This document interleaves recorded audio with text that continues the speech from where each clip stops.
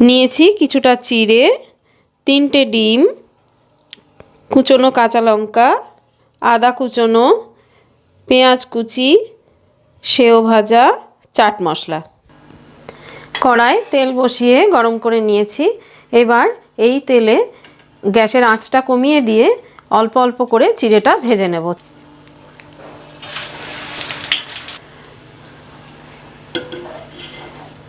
এবার এটা একটা পাত্রে তুলে নিচ্ছি।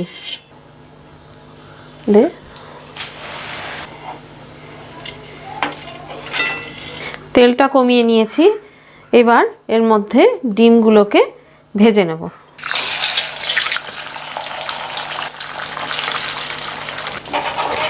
এবার একটু গ্যাসের আঁচটা বাড়িয়ে ডিমগুলোকে ভেজে কুচি করে নেব।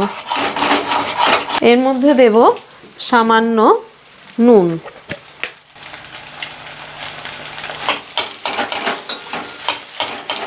আমার ডিমের কুচি হয়ে গেছে। এবার গ্যাস অফ করে দিয়ে এটাকে একটা পাত্রে তুলে নেব।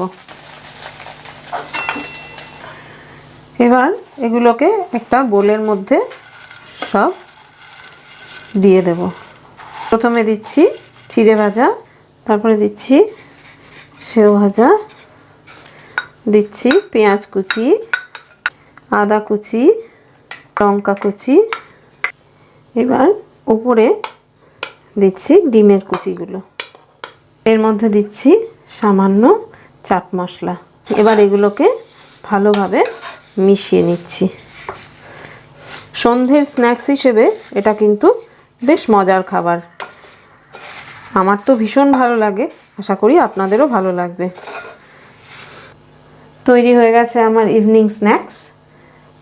রেসিপিটি ভালো লাগলে বাড়িতে অবশ্যই আপনারা চেষ্টা করে দেখবেন। চ্যানেলটি সাবস্ক্রাইব করে ভিডিওটি লাইক ও শেয়ার করবেন। বেল বাটনটি কিন্তু অবশ্যই ক্লিক করবেন লেটেস্ট আপডেট পাওয়ার জন্য।